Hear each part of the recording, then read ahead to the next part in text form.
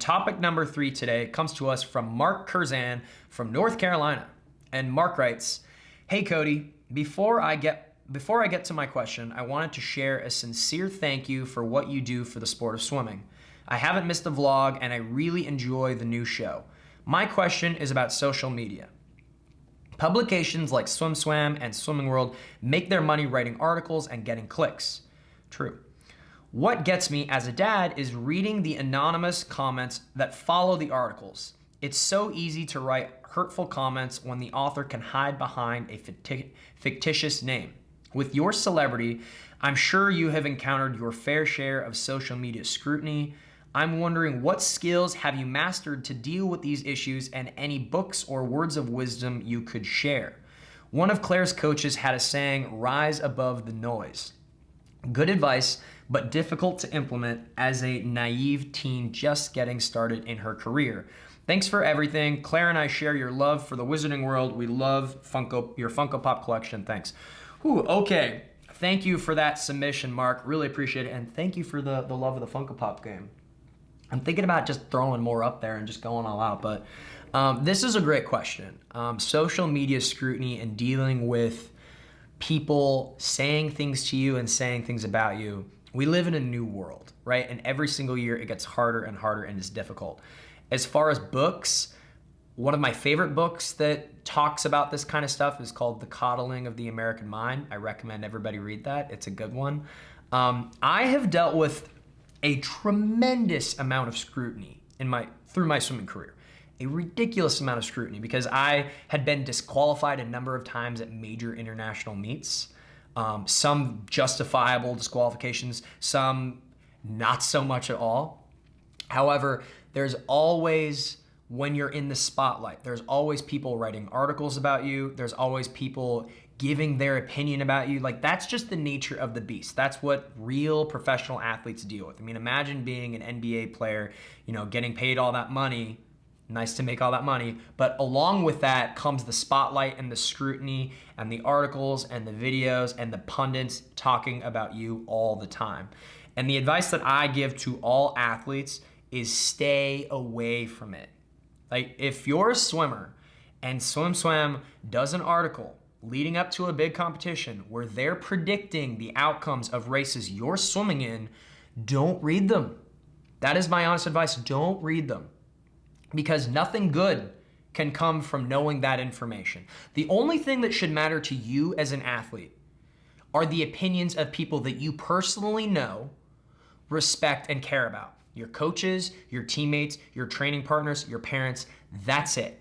Nothing else should matter, right? What people who have never met you think about you means nothing. What people who people who spend their time in the comment section saying things about other people are not successful people, right? Like Olympic champions, world championship medalists, people you see on TV, successful people don't spend time writing things about others, critiquing others, all that kind of stuff. They just don't. They're off doing things that matter. Right? Like one of my favorite quotes is, "Lions don't care about the opinions of sheep."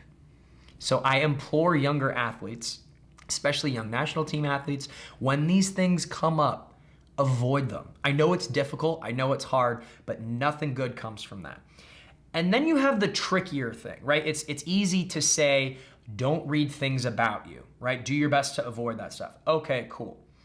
It's another beast in itself to deal with the comments that happen like on your own Instagram page when you're say you're at a national team camp and you're posting photos of you at the beach or training or whatever. Well, now you're starting to gain followers and now, people can just say whatever they want to say in those comments. So it's tricky because on one hand, you want to read some of the comments from your friends, from people that you know, but once you gain a little bit of publicity and you have other followers, people that you don't know, a lot of times it becomes a game for trolls to just start trolling, The reason that I never read SwimSwam comments, I do not, is because I have read some horrible things about me. Like horrible things. And one thing that I realized is that trolling has become a thing. Like it's a game where people just say horrible things to garner a reaction out of you or someone else who's also paying attention. right? Like it's not real. Like our interaction on social media via text is not real. And that was hard for me to come to grips with and to understand. But like, okay, I have personally seen someone say something in the comment section about me saying, what Cody Miller did is unforgivable. He should die or never be allowed to compete for this team ever again. Like I've read worse things, like really, really bad things about myself, okay? And when you read something and you don't know who it's coming from, when you don't have a face to attach to the critique or the comment, it sticks to you in a weird way. Because I don't think that humans are wired to communicate this way yet. Like this is something that is just now evolving. Like if you're walking down the street and some homeless person who clearly does not take care of themselves, who clearly is a little bit mentally ill, who clearly is living a very rough life, it's very sad. If that person yells at you and calls you a loser and says that you suck, like you're gonna see that person and just be like, like I feel sorry for that person. And it's not gonna mean anything because you know it's coming from a loser, right?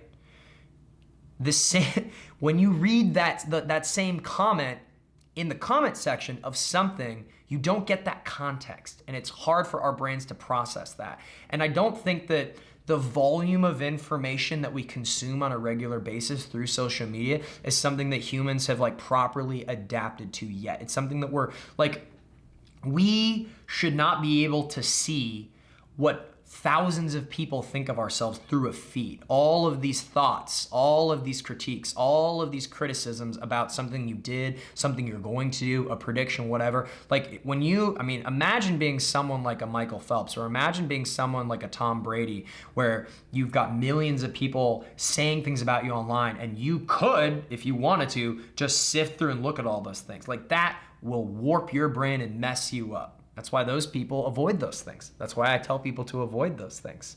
But it's difficult. It's super, super difficult.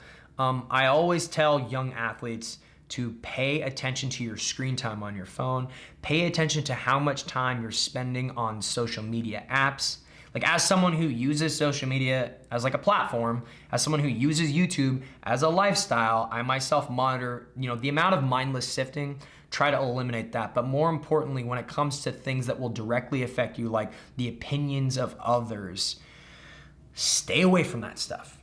Just stay away from it. And you're gonna make mistakes, you're gonna wanna know, but like Swimming World and SwimSwam writing clicky titles and writing predictions of competitions, like that's a part of fandom. Like that stuff is important. So like we as fans and as spectators need that stuff to engage with the sport and need that stuff to enhance our love, our understanding, and our enjoyment out of the sports, out of the competitions that we're watching, be it the Olympic Games, World Championships, potentially ISL, or even something like NCAA swimming. Like we need that discourse.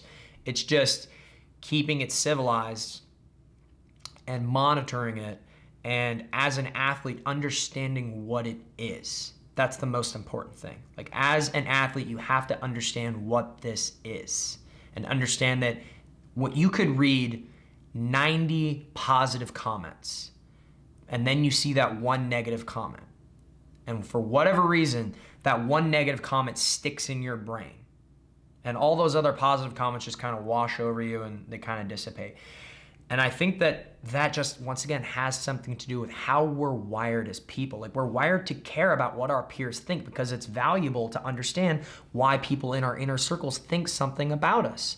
It's important for us to understand why our coaches, our teammates, people that we interact with think the way that they do about us. That's a skill, right? That's a valuable skill that we've developed as people. And now we're getting that kind of insight from all these other external forces, and we have to deal with knowing that. And along with knowing that, you've got to walk that fine line of how to properly utilize social media, how to properly engage with your audience or people who follow you and not. And it's a learning curve. It was very, very difficult for me. It was very, very difficult for me to see a lot of the things that have been written about me. And then ultimately, the best decisions I ever made leading into some of my best meets were when I just totally put on the blinders and paid no attention to any of it. That's the best thing that I would say anybody could possibly do. But anyway, that's my 2 cents on that. Hopefully that helps give a little bit of insight. Thank you, Mark, for that question. Really, really appreciate it. If you enjoyed this clip, please hit that subscribe button, turn notifications on. Full episodes of The Cody Miller Show airs every Monday morning, weekly vlogs every Wednesdays. Thank you all. I will see you all soon.